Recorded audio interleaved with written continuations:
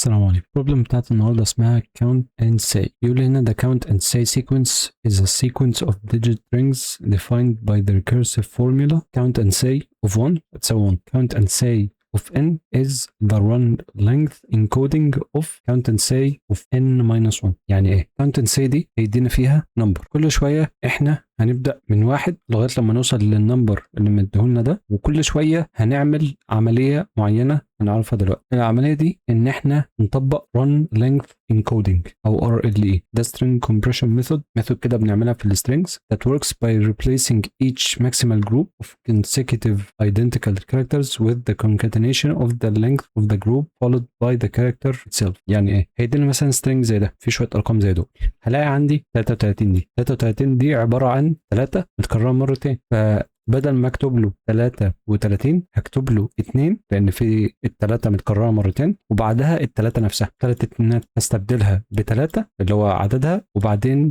الحاجه نفسها اللي انا مكررها. فانا في كل مره هشوف ايه الرقم اللي انا عنده، اشوف متكرر كم مره واحط عدد مرات تكراره بعدين الرقم نفسه. يعني مثلا هنا برضو الخمسه مش هسيبها خمسه بس لان عدد مرات تكرارها واحد، خليها واحد بعدها خمسه، والواحد هبدلها بواحد عدد مرات تكرارها بعدين الحاجه نفسها اللي هي واحد. بس the compressed string becomes العدد. هو بقى مش هيدينا السترنج ده على طول، لا هو هيدينا رقم n، وكل مره هنبدا من الواحد ونطبق عليها الالجوريثم دي، نفضل نطبقها بعدد يساوي ال n اللي هيدهن. يعني هنا مديني n بتساوي 4، انا هبدا عند الواحد هتساوي 1. طب عند الاثنين هنطبق الالجوريثم على الواحد تبقى 11. طب عند الثلاثة ال11 هخليها 21. ليه؟ لأن أنا عندي الواحد متكررة مرتين فأكتب 2 بعدها 1. طب في المرة الرابعة الاثنين متكررة مرة واحدة فتبقى 1 وبعدها 2، والواحد متكرر مرة واحدة فيبقى 1 وبعدها 1، وهكذا. فأنا هطبق الألجوريثم دي كل شوية بعدد مرات يساوي ال n. والكونسترينتس ابسط حاجه خالص، ال n اقصى قيمه ليها 30 واقل قيمه ليها 1. طيب الحل هيكون عامل ازاي؟ الحل بسيط مش صعب قوي. الفكره كلها ان انا هبدا من واحد زي ما احنا قلنا من شويه، وهشتغل جوه لوب شغاله على n، كل شويه هتنقص منها لغايه لما قيمتها توصل للزيرو، وانا حاططها بالشكل ده بالذات بحيث هترن بنفس عدد مرات ال n بالظبط. يعني مثلا نفترض انه ادانا ال n هنا بواحد والريزلت هنا بواحد، فوايل ماينس n الماينس هتطبق الاول، فال n بدل ما كانت بواحد هتبقى بزيرو، فيطلع من اللوب ويرجع لي الريزلت اللي هي واحد. طب لو كانت 2 يبقى هيرن اللوب مره واحده، وهكذا. كل شويه ال n اللي انا مدخلها للوايل لوب هترن عدد المرات المظبوط اللي يديني النتيجه الصح اللي انا عايزها. طيب جوه اللوب هنحط فاريبل اسمه لين، ده الريزلت دوت لينث. هناخد الريزلت دوت لينث معانا نشتغل عليه انه هيشتغل هنا على اللوب اللي جوه دي، والنيو اس تي ار ده الاس تي ار الجديد اللي هنحسبه، السترنج الجديد اللي هنحسبه يعني. وعندنا اتريتور اي بيساوي 0،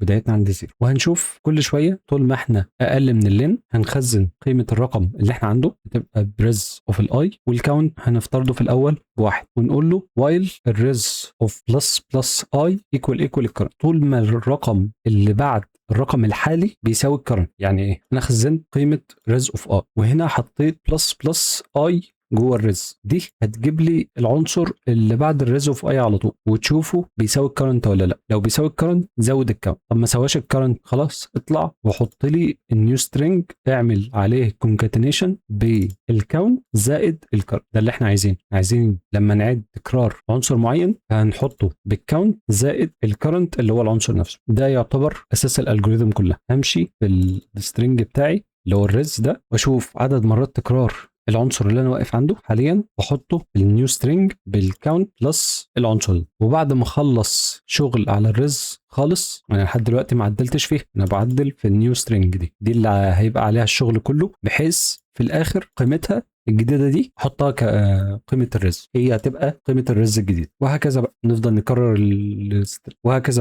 نكرر الالجوريثم دي بعدد مرات يساوي الان. ده كل الالجوريثم، ما فيهاش حاجه صعبه قوي، ممكن بس اللي تتوه شويه الحته دي، لكن باقي الشغل هنا سهل. وفي الاخر هنرجع له الرز. لو جينا نجرب نعمل سبميت، هو طبعا يعني الاكسكيوشن تايم بتاعها مش احسن حاجه، وحتى عشان برضو النت اسرع سبمشن كان جالي كان ب1 ملي ثانيه، ده اسرع سبمشن. لو جينا نبص على باقي الحلول، حتى الحل اللي ب0 ملي سكند نفس الحل اللي انا عامله بالظبط، يعتبر ما فيش اي فرق خالص. فيعتبر ال0 ملي سكند دي يعني هي مضلله شويه، لان برضو حتى معظم الناس اهي الحل يا 5 يا 6 ملي سكند، ده اغلبيه حلول الناس. يعني الحل لما يكون 0 ملي سكند دي ده ممكن ايه في حاجات بره الالجوريثم نفسها او تبع الانفايرمنت نفسها اللي بنرن عليها الكود هي اللي مخليها ب 0 ملي سكند، لكن في الحقيقه كله يعتبر نفس الران تايم او قريبين من بعض جدا.